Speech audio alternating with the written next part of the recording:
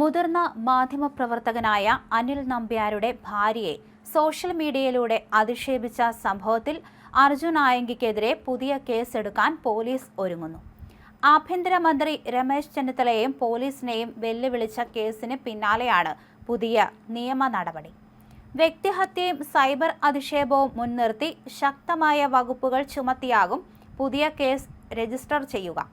Anil Nambiar social മീഡിയയിൽ പങ്കുവച്ച Facebook പോസ്റ്റിന് പിന്നാലെയാണ് ആയങ്കിയും കൂട്ടാളികളും അധിക്ഷേപകരമായ കമന്റുകളുമായി രംഗത്ത് വന്നത്. തൃശൂരിലെ ഒളിവ് ജീവിതവുമായി ബന്ധപ്പെട്ട് നമ്പ്യാർ പോസ്റ്റ് ചെയ്ത കുറിപ്പാണ് ആയങ്കിയെ ചൊടിപ്പിച്ചത്. പോലീസിലെ ചില ആളുകളുടെ സഹായത്തോടെയാണ് ആയങ്കി തൃശൂർ നഗരത്തിലൂടെ മിന്നിമറഞ്ഞതെന്നും ഒരു വെടിവെപ്പിനുള്ള സ്റ്റാൻഡേർഡ് പോലുമില്ലാത്ത ചീളുപ്പയലാണ് ഇയാളെന്നായിരുന്നു അനിൽ നമ്പ്യാരുടെ വിമർശനം.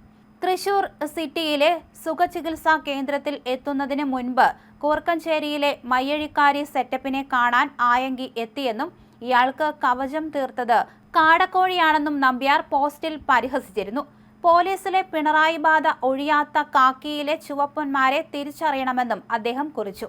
ഇതിന് പിന്നാലെയാണ് അനിൽ നമ്പ്യാരുടെ ഭാര്യയെ ലക്ഷ്യമിട്ട് അർജുൻ ആയങ്കി കടുത്ത സൈബർ അധിക്ഷേപവുമായി രംഗത്ത് വന്നത്. തുടർച്ചയായ കുറ്റകൃത്യങ്ങളും സോഷ്യൽ മീഡിയ വഴിയുള്ള ഭീഷണികളും കണക്കിലെടുത്ത് അർജുൻ ആയങ്കിക്കെതിരെ കാപ്പ ചുമത്താനാണ് പോലീസിന്റെ നീക്കം. ഒന്നിലധികം ക്രിമിനൽ കേസുകളിൽ പ്രതിയായ ഇയാൾ പൊതുസമൂഹത്തിന് ഭീഷണിയാണെന്ന സിറ്റി പോലീസ് കമ്മീഷണറുടെ റിപ്പോർട്ടിന്റെ അടിസ്ഥാനത്തിൽ കളക്ടറാണ് ഉത്തരവിറക്കേണ്ടത്. കാപ്പ പ്രകാരം കരുതൽ തടങ്കലിൽ പാർപ്പിച്ചാൽ ആയങ്കിക്ക് അടുത്തൊന്നും ജാമ്യത്തിലിറങ്ങി പുറത്തു നടക്കാൻ കഴിയില്ല.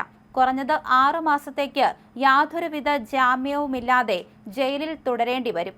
ഇതോടെ ഒളിവിലിരുന്ന് പോലീസിനെ വെല്ലുവിളിക്കുകയും തുടർച്ചയായി ക്രമസമാധാന നില തകർക്കുകയും ചെയ്യുന്ന ആയങ്കിയുടെ അംഗം പൂർണ്ണമായും കുറച്ചുകാലത്തേക്ക് അവസാനിക്കും. അർജുനെതിരെ 23 കേസുകളുണ്ട്. അതിനാൽ കാപ്പ ചുമത്താൻ അതിവേഗം കഴിയും.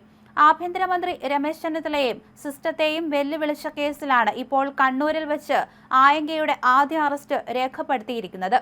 പിടിക്കാമെങ്കിൽ എന്നെ പിടിച്ചോളൂ എന്ന് വ്യാഴാഴ്ച സോഷ്യൽ മീഡിയയിലൂടെ പോലീസിനോട് വീരവാദം മുഴക്കിയ ആയങ്കിക്ക് ഇനി എന്താണ് വരാൻ പോകുന്നതെന്ന് നോക്കിക്കോളൂ എന്ന രമേശ് ചെന്നിത്തലയുടെ മുന്നറിയിപ്പിന് പിന്നാലെയാണ് വിലങ്ങ് വീണത്. ദിവസങ്ങളോളം പോലീസിന്റെ കണ്ണുവെട്ടിച്ച് ഒളിവിലിരുന്ന ആയങ്കിയെ ഉത്തരമേഖലാ DIG കെ കാർത്തിക്കിന്റെ നേതൃത്വത്തിലുള്ള സ്പെഷ്യൽ സ്ക്വാഡ് പഴുതടച്ച നീക്കത്തിലൂടെയാണ് കണ്ണൂർ നഗരത്തിലെ വനിതാ അഭിഭാഷകയുടെ അപ്പാർട്ട്മെന്റിൽ നിന്ന് തൂക്കിയെടുത്തത്. ആയങ്കി ഒളിവിലിരിക്കാൻ ഉപയോഗിച്ച വാഹനം പനങ്കാവിൽ ഉപേക്ഷിച്ച നിലയിൽ കണ്ടെത്തിയതോടെയാണ് പോലീസ് വളയം മുറുക്കിയത്.